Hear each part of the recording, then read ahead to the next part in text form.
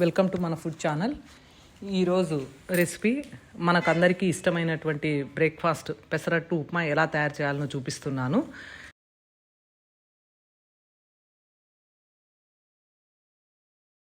పిండి కోసము మనం ముందు రోజు రాత్రి 2 కప్పులు పెసలు, 1/4 కప్పు బియ్యము వేసి కడిగి పెట్టుకోవాలి. ఇక్కడ మనము రేషన్ బియ్యం వేసుకుంటే బాగుంటుంది. మనకు రేషన్ బియ్యం లేకపోతే మామూలు వాడే బియ్యం కూడా వేసుకోవచ్చు.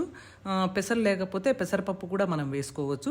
ఇవి బాగా 2 సార్లు కడిగేసి మరలా మంచినీళ్ళు వేసుకునేసి మనము మూత పెట్టి రాత్రంతా కూడా నానబెట్టుకొని మరుసటి రోజు ఉదయము మనము పిండి రుబ్బుకుంటే బాగుంటుంది.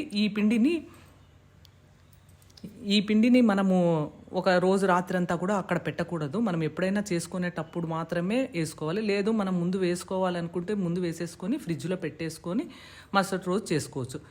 ఇప్పుడు ఒక మిక్సీ జార్ తీసుకొని అందులో మనము నానబెట్టి కడిగి పెట్టుకున్నటువంటి పెసరపప్పు, బియ్యము, మనకు సరిపడా ఉప్పు, కొద్దిగా పసుపు, 1 స్పూన్ జీలకర్ర, పచ్చిమిరపకాయలు, అల్లం ముక్కలు, మనకు ఇంట్లో మనం తినేదాన్ని బట్టి దాని ప్రకారంగా మనం వేసుకోవచ్చు.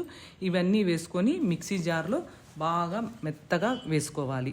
కొద్దిగా సరిపడా నీళ్లు కూడా వేసుకొని మనము మిక్సీకి వేసుకుంటే సరిపోతుంది.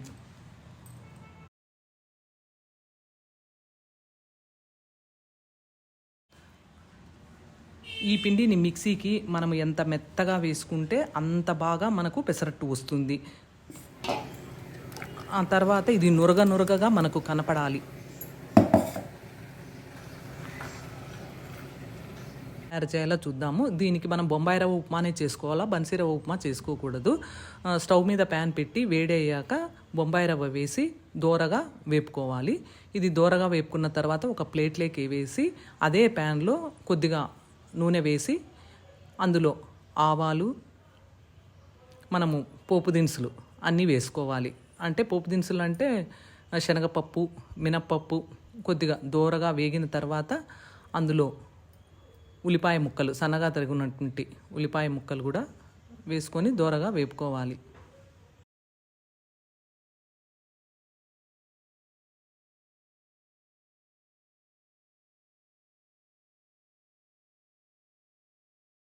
అందులో కొద్దిగా పచ్చిమిర్చి ముక్కలు కూడా వేసుకొని దోరగా వేపుకోవాలి. అందులో కరివేపాకు కొద్దిగా వేసి మనము 1కి 3 గ్లాసులు నీళ్లు వేసి కొద్దిగా ఉప్పు వేసుకొని బాగా మరగనివ్వాలి. నీళ్లు మరిగిన తర్వాత మనం ముందుగా వేయించి పెట్టుకున్నటువంటి బొంబాయి రవ్వను వేసి నిదానంగా కలుపుకోవాలి, లేకపోతే ఉండగడుతుంది. స్టవ్ సిమ్లో పెట్టుకునేసి చిన్న మంట మీద ఫాస్ట్గా కలుపుకోవాలి. అప్పుడు మూత పెట్టేసి కొద్దిసేపు అయిన తర్వాత తిప్పుకోవాలి. ఈ ఉప్మా కొద్దిగా పల్చగా ఉంటేనే బాగుంటుంది. పెసరట్టులోకి చట్నీ తయారు చేసుకుందాము. ఒక మిక్సీ జార్ తీసుకొని అందులో పుట్నాల పప్పులు, తర్వాత వేయించుకున్నటువంటి పల్లి పప్పులు, పచ్చి కొబ్బరి, పచ్చిమిరపకాయలు, ఉప్పు, తగినంత వాటర్ వేసి మనము మిక్సీకి వేసుకుందాము.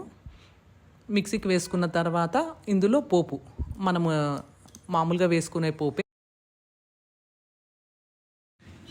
ఇప్పుడు మనము పెసరట్టు వేసుకుందాము. స్టవ్ మీద దోస పెనం పెట్టి వేడి కావాలి. అది ఎక్కువగా మంట మీద పెట్టకుండా సిమ్లో పెట్టాలి.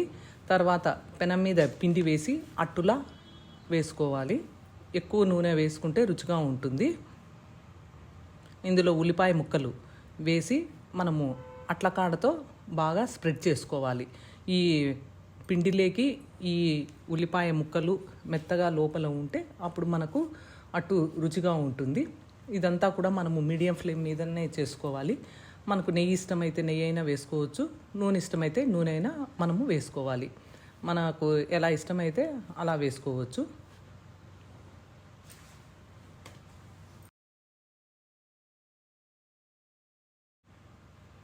ఇప్పుడు మనము అట్టును తిరగవేసి మరలా కొద్దిగా నూనె వేసుకొని 1 నిమిషం పాటు ఉంచుకుందాము.